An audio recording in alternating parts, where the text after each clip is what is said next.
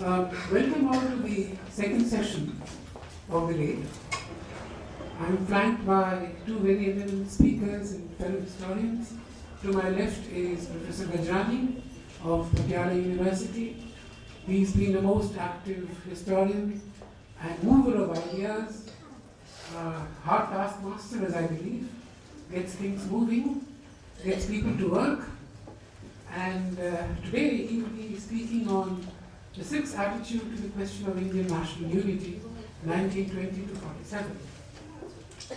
47. He'll be followed by Nariaki Nakazato, who is Emeritus Professor, University of Tokyo, Japan. I think Nariaki represents the very sustained and serious interest that Japanese scholarship has in things Indian. And I welcome him as an honored guest, as a valuable speaker to this session. Nariaki will be speaking on the idea of India in mid-19th century, a study of the political discourse by Polish Chandra Mukherjee and Hindu patriot. So, it is my pleasure to introduce my discussant, Professor Shwaraj Basu of Indira Gandhi National Open University.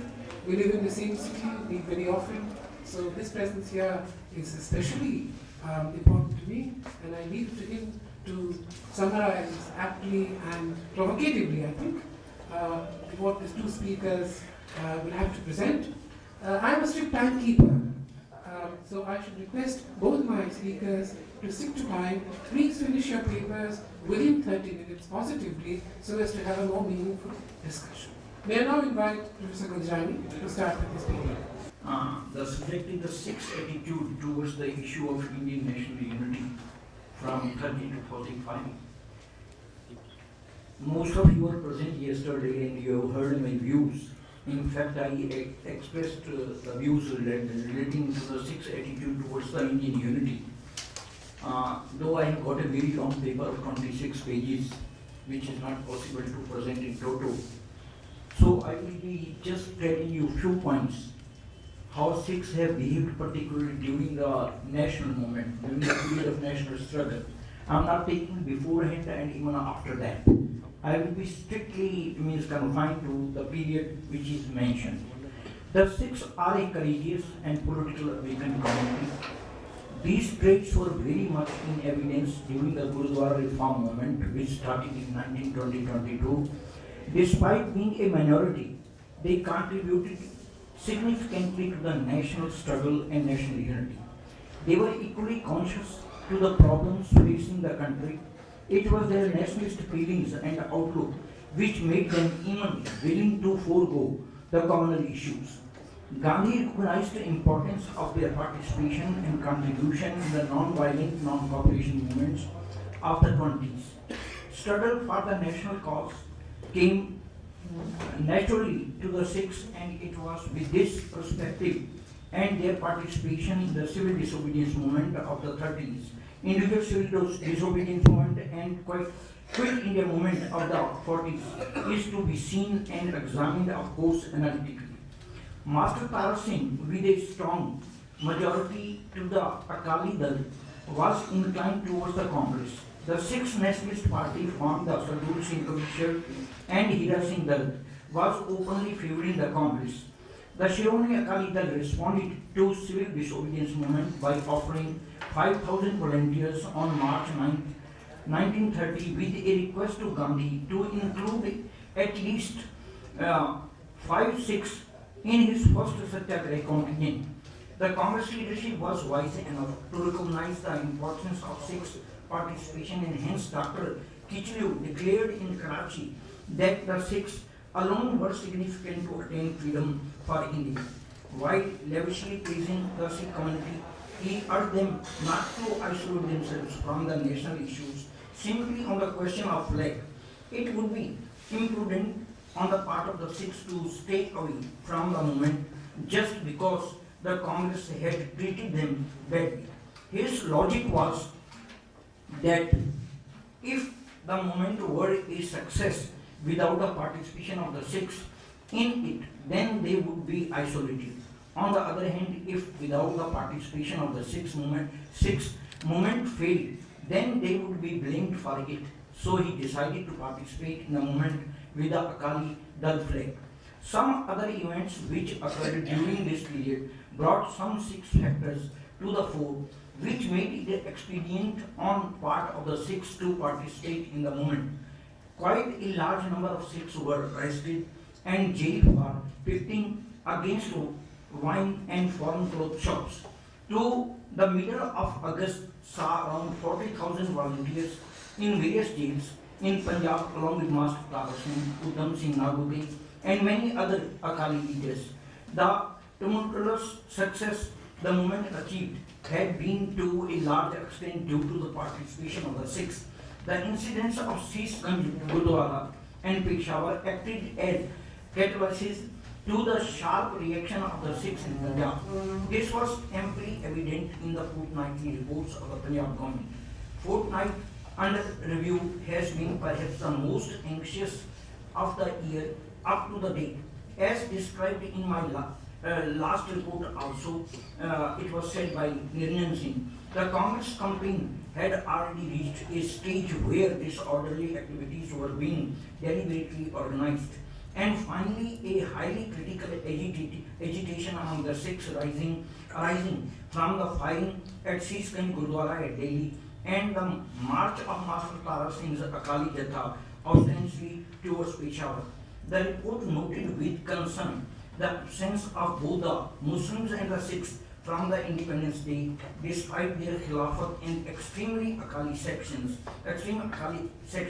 It went on to state the events outside the province have changed this. The continuance of disturbing news from Peshawar and the events at Delhi on 6th May 1930 are now the most dangerous factors in the situation. The firing at Sisganj was denounced at demands of the Sikhs held at Punjab Sahib and Sargodha, now in Pakistan. In another report of the Punjab government, it was stated that the Sikh leaders were exploiting the Gurdwara firing incidents. It was on 23rd July 1930 that the first contingent of prominent leaders started picketing in the Bajaj Hatta, Lahore. This proved to be a shot in the arm of Congress, as was reflected in a Punjab government report. In Lahore and Amritsar, the Congress had received an accession of strength in the form of several hundred Akali Sikhs. This had put new life into the movement for the time being. The Akalis had by then intensified the picketing against foreign clothes. A good number of Sikhs were arrested. All those arrested gave their address as Anandpur Sahib and their father's name as Guru Gobind Singh. A few Sikh ladies picketed outside the Darbar Sahib, that is in Amritsar, against the people who came to Darbar Sahib wearing foreign clothes. Khadak Singh, while condemning the government, said certain things against the Congress also. He wanted to launch a morcha while left wing of the Akali favored the Satyagrahi launched by the Congress, ultimately on 12th October 1930. The Shironi Gurdwara Prabandhan Committee elected Master Tara Singh as its president in place of Khadak Singh and voted by 41 votes to 9 against the 30 neutral to support the Congress program. The importance of the 30 neutral votes showed the rise against the Congress among the nationalist Sikhs. The Shiromani Akali Dal in the first week of December 1930 announced its intention to launch a morcha against the Sisganj Gurdwara affairs, exhorted its units to keep at least one contingent of 100 volunteers ready for the purpose. Both the Congress and the Akali Dal did not participate in the first roundtable conference. The conference was a failure mainly because of its boycott by the Congress, the Akalis and other major political parties. The pro-Congress Sikhs became once more active with the resumption of civil disobedience movement. Sardot Singh Kavishar, the director of All India Congress Committee, was sentenced to 18 months imprisonment and a fine of ₹100 under Section 21 of the Emergency Power Ordinance. The Akali Dal permitted individual participation by Akali volunteers in its meeting of 24th February 1932. The chances of its spreading to the villages, however, remained removed due to loss of faith in the Congress on account of its non-settlement of the Daska dispute. The Congress kept going. The Central Sikh League, in its bid to attract more Sikhs to the movement, the Executive Committee of the Sikh League met on 7th March 1932. Despite its lack of quorum, it appealed all Sikhs to boycott the Round Table Conference and to join the national struggle. On March 22nd, 1932, Sardar Mangal Singh was sentenced to 1 year rigorous imprisonment with a fine of ₹100 for a speech he had delivered at Firozpur. Dr. Saifuddin Kichlu, in an effort to mobilize the Sikh support, started negotiation with the Akalis despite opposition from the ranks of the Akalis. The Executive Committee of the Shiromani Akali Dal and the Sikh League adopted a carefully worded resolution recommending the joining of civil disobedience movement by the Sikhs. Again, sensing the mood of the rank and files of the Akalis, it permitted individual participation, thus refraining from complete alignment with the Congress. Only stray incidents like shouting of pro-Congress slogans in the Lahore Bazaar on 5th January 1933 and the arrest of Sadul Singh Kavishar in August 1933, consequent upon his expressing intention for picketing were witnessed. Speaking at the joint session of the Central Sikh League and the Khalsa Darbar, asked the audience to take a Swadeshi. The main thrust of the activities was centered around constitutional problems of the country, and the civil disobedience movement was, if mentioned, of secondary importance at the political gatherings of the Akalis. For example, at the Sikh National Conference held at Lahore on March 24-25, 1934, Khadak Singh referred to it, which was otherwise called a master's resistance against the communal war. He also talked about the possibilities of picketing of boats and tampering with canal outlets. In so far as the figures of new central jail were concerned, and the Hindus and the Sikhs combined strength of civil disobedience movement, detainees was reportedly 89.6% and that of the Muslims 10.4%. This again reflects favorably towards significant population of the Sikhs in the movement. Thus, the Sikhs sided with the Congress in the national interest and unity, whereas at that juncture their alignment with the government could yield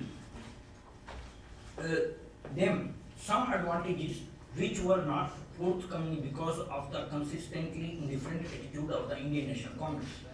The September 20th, 1940 conference held at Amritsar took stock of the Congress-Akali relationship, where majority of the leaders emphasized the need for unity with the Congress and the distinct rider that Raja Gopalacharya offered to the Muslims should be withdrawn by the Congress. Sardar San Singh, MLA of the Central Assembly, remained neutral on the issue of budget despite pressures from the Congress.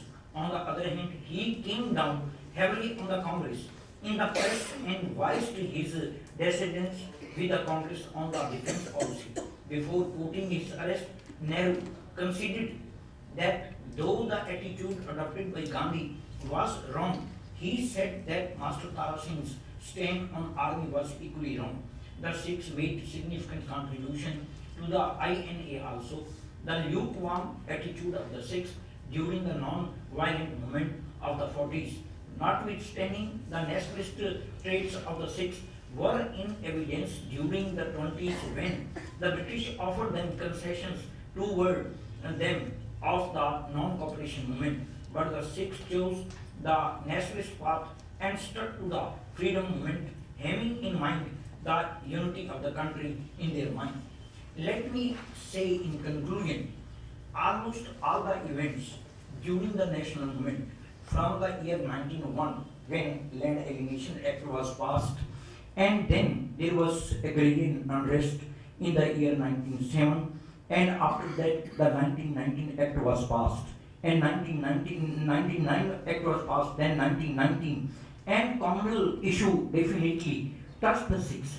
But Sikhs ultimately participated in almost all the important events, whether it was concerning Rowlatt Bill, whether it was concerning Jallianwala Bagh episode, whether it was concerning Quit India movement, or any means event. Sikhs definitely supported the cause of the national unity, and they stood by all means with the Congress, and they fought in the name of the Congress on behalf of their own community. They were having deep and intense faith in the philosophy of Sikhism and in the teachings of Sikh Gurus, and they never wanted that they should do anything against the interest of the nation. Thank you very much.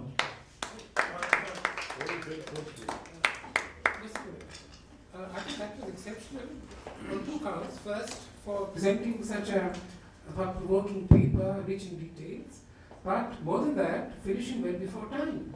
I perhaps was the first person to do so in the 2 days of academic interexchange that we had. Now, can I request Professor Basu to summarize the paper for us? Now that Professor Gajrani has finished before time, you may have a little extra time. Do your summary. Thank you, Professor Sen. I also tried to be very brief and brief Professor Gajrani was, but the time frame which he chose, that 1930 to 1945, is the major phase in the struggle of India's freedom struggle, particularly keeping in view the civil disobedience movement, then the Government of India Act 1935, Quit India Movement 1942, and then the end of the World War in 1945. In between, there are the major political developments, like, and he mentioned the communal award, then the roundtable conference, and also the individual Satyagraha in 1940. So, vis-a-vis this national development in terms of the freedom movement, how the Sikh community responded to the cause of national movement. That was precisely the objective of his paper,